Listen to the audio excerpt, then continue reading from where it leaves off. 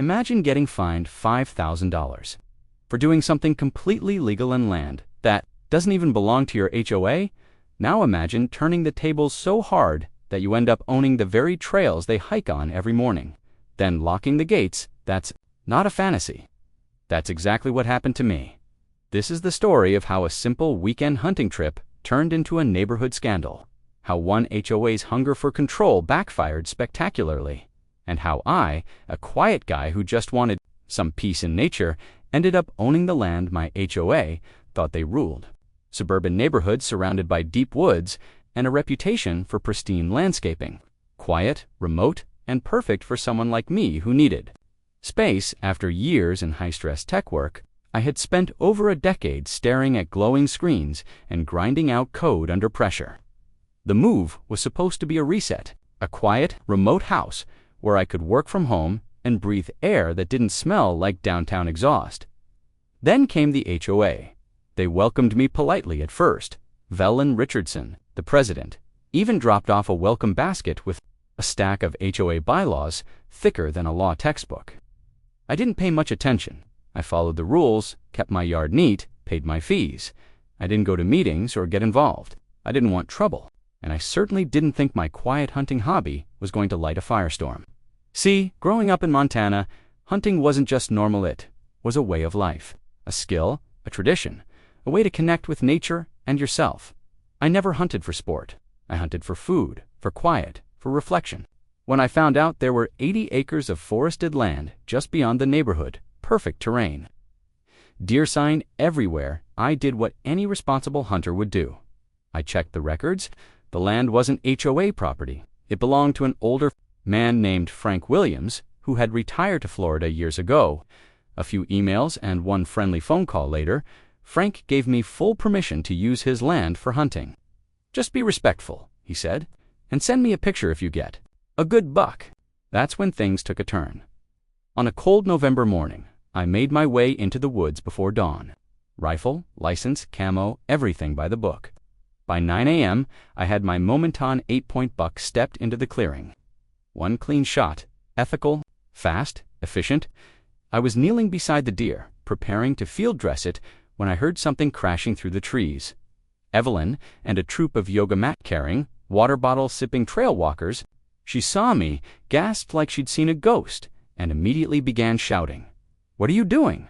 This is a protected trail. You're hunting? With a gun." I tried to explain that I had permission, that this was private land, and that I was well within my legal rights. But she wouldn't listen. Instead, she whipped out her phone and began snapping photos of me, the deer, the gun. I should have seen it coming. 3 days later, a notice appeared on my door. Official HOA violation, cruel hunting practices, disturbing the peace, a $5,000 fine payable within 30 days. No discussion, no hearing, just a threat. I was furious, but I didn't react. Not yet. Instead, I gathered every piece of documentation I had, the hunting license, the map showing property lines, Frank's written permission. I read the HOA bylaws cover to cover and found exactly what I thought I would. They had no authority outside HOA property. The land I was hunting on, 100% outside their jurisdiction, so I went to the next HOA meeting.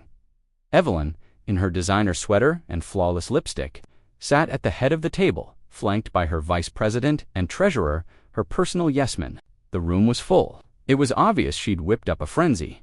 "Mr. Holloway," she said, "perhaps you'd like to explain to the community why you believe it's appropriate to bring firearms into our peaceful nature preserve." It was owned by Frank Williams. I had written permission. I showed the deed. I showed the deed. I showed my permit. I explained that nothing in the HOA's rules applied to land they didn't own. You could feel the air leave the room. The treasurer started flipping through the pages. The vice president muttered something about maybe needing a second legal opinion. But Evelyn, she doubled down. "We've maintained those trails for years. We've invested in them. That gives us rights. But maintenance isn't ownership. Usage isn't ownership. And no matter how many bird feeders they installed or trails they carved through someone else's woods, they didn't have legal claim." Then came the discovery that changed everything. I found a pamphlet at the info tabula glossy brochure calling Frank's land the Green Valley Nature Trails, complete with walking maps and promotional images. They'd built benches, signs, even held fundraisers. Fundraisers for a park they didn't own. I called Frank. He was shocked. He'd never given them permission. He'd never been contacted. He was getting older, dealing with medical bills. I did. With the help of a good attorney, I closed the deal in under 2 weeks.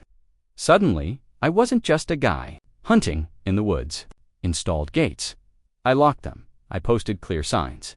Private property, trespassers will be prosecuted. The backlash was immediate. HOA board members came knocking with threats of lawsuits. Residents grumbled about losing their park. Evelyn claimed I was endangering community wellness. But I had something she never did: actual ownership. And I wasn't done yet, because in the process of reviewing the HOA's fundraiser documents and permit requests, my attorney uncovered something even darker. Misappropriation of funds, no competitive bids, no transparency, and no legal right to do any of it. With documentation in hand, we reported the entire situation to county authorities. What began as an unfair fine over hunting had exposed a tangled mess of HOA corruption, financial misconduct, and illegal land use. In the end, the board crumbled. Evelyn resigned. The HOA withdrew their fine. Investigations were launched, and me. I still live in Green Valley. I still hunt in peace, and every morning I watch through my window as residents walk up to the now locked trail gates, read the signs, and turn around. Some people learn the hard way. Don't try to control what you don't own. Because sometimes the quietest neighbor is the one holding the deed, and sometimes the real power isn't in the rules, it's in the land beneath your feet. And just when I thought the dust had finally settled, the real storm rolled in. It started with whispers. I heard someone bought the whole forest. She's not stepping down without a fight. Or her connections. Word got back to me that she'd been seen having coffee with a city council member downtown. Then with the school, district superintendent, and then most surprisingly with a local developer known for shady backdoor deals and turning green. Spaces into overpriced condos. The message was clear. If she couldn't control the land, I had just purchased some 1G wonder who had submitted a request for the land to be considered for high-density residential use. That kind of zoning change, if approved, would not only drive down the area's peaceful, rural character, but would potentially destroy any future use I had for it: hunting, conservation, anything. At first I laughed. A pathetic, desperate move. But Amanda, my attorney, didn't laugh. This isn't just petty revenge, she said. If the zoning change goes through, your property taxes will triple. Worse, they'll start making a case that you're underutilizing land the community could benefit from. This could become eminent domain territory. Now I was livid. Evelyn wasn't just trying to win a war of pride. Anymore, she was trying to make me regret ever challenging her in the first place. And so, I fought back. I started with the truth. Emily Chen, the reporter who had covered the original HOA debacle, was eager to follow up. I gave her everything: the rezoning documents, Evelyn's developer connections, her prior misconduct with the park fund. Within days, a new front-page article hit the Valley Chronicle. From trails to taxes, is the HOA president weaponizing zoning laws against her critics? It exploded. Residents were furious. Many of them hadn't even realized Evelyn was still pulling strings behind the scenes. Some of the same people who once criticized me for closing their trails were now furious that their quiet neighborhood might become a construction site. Political. So I went public to Dot. At the next city council meeting, I stood up and spoke. I explained the land's history, how it was being used without permission, how I had respected the law, bought the land fairly, and was now being targeted through bureaucracy. And then I dropped the final hammer. I announced that I was in the process of establishing the Williams Hollow Conservation Trust, named in honor of the original landowner, Frank Williams. Its purpose: to protect the land in perpetuity from development, to ensure the forest, the deer, the trails of Anne, the parts I didn't use, would remain untouched. Not just locked behind gates, but truly preserved. The twist: I wasn't doing it for revenge. I was doing it for peace, for the very thing I moved here for in the first place. And the public ate it. Her power, once absolute in Green Valley, evaporated the moment people saw her, not as the steward of their little utopia, but as the villain trying to manipulate it for her ego. A few months later, she quietly put her house on the market, moved out of state. Rumor was she'd landed a position with a large HOA management company in Arizona. Fitting. As for me, I still work from home, still live on Maple Street, still own the land behind the neighborhood. But now, the gates aren't just locked there, respected. The no trespassing signs haven't been torn down since the Conservation Trust was announced. Even the nosiest neighbors now wave when they pass by my driveway. Some have even asked if I'd consider guided tours one day for the kids for local schools, and maybe I will, because the point of this whole story isn't about revenge. It's about boundaries, about knowing your rights, standing your ground, and not letting people with fake authority bully you out of your peace. Evelyn thought she could fine me into submission. She thought the HOA was bigger than the law. She was wrong. And now, every time I hike that forest trail, I remember exactly how far a single knock on the door can go. Never underestimate quiet people, because sometimes we're just RELOADING. Asterisk, and just when I thought it was finally over, when the dust had settled and the gate stood tall and locked, the story took one final. This one was handwritten. No return address. Just my name and a shaky old-fashioned script that looked like it had been written with a fountain pen. Inside was a single sentence. Look deeper into the Green Valley development permits from 2015. Your land was never supposed to remain undeveloped. No name, no signature. Just that cryptic warning. At first, I dismissed it. Probably another neighbor trying to stir the pot. But something about it itched at me, so I took it to Amanda, and she agreed. Was odd. I visited the county archives. We pulled every document tied to Green Valley Estates development plats, permits, zoning reports, environmental impact studies. And there it was, buried deep in an annex of a 2015 development proposal, filed by the original developer of Green Valley Estates before Evelyn ever became president, was a clause labeled Contingency Use Parcel 17. Parcel 17 was the land I had bought from Frank. The clause stated that if the HOA reached full occupancy by 2020, the developer reserved the right to petition for annexation of parcel, subject to HOA rules and funded by resident dues. But the annexation never happened, because the developer went bankrupt in 2017. So the clause sat there, forgotten, dormant, until we realized Evelyn found it. That was her play all along. She'd resurrected the old plans, the brochures labeling the land as Green Valley Trails, the fundraising, the partnership with her husband's firm. She was trying to revive a vision that had technically never been finalized, but which, had the stars aligned differently, might have given the HOA a legal path to claim the land, but it didn't. The clause was a dead letter, legally meaningless, and yet she almost pulled it off. We were stunned. Amanda said it best. You weren't just dealing with HOA politics. You were walking through the ghost of a developer's dream. Evelyn tried to become its queen. It was chilling. A reminder that even in a small suburban community, power plays run deep, that quiet land can carry loud secrets, and that some people will stop at nothing to control what they never truly owned. I decided to publish everything. The original clause, the bankrupt developer's plans, Evelyn's manipulation of it all. I worked with Emily Chen again to write a final expose titled, The Land That Refused to Obey, How One Man Beat an HOA's Decade-Long Scheme. It went viral, not just locally. National outlets picked it up. HOA watchdog groups shared it. Reddit threads exploded. Thousands of people weighed in with their own stories, their own battles. I didn't mean to become a symbol. I just wanted peace. But somehow, it might be the beginning of your freedom.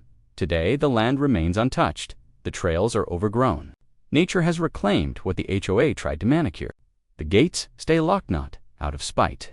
Evelyn's park, her name in stone, her legacy. And instead, just trees, just wind, just quiet. And in that quiet, I smile. Because sometimes, the best kind of victory is the one that leaves no monument, just peace. 3 months passed. The signs remained posted. The trails, once alive with morning joggers and stroller moms, fell silent.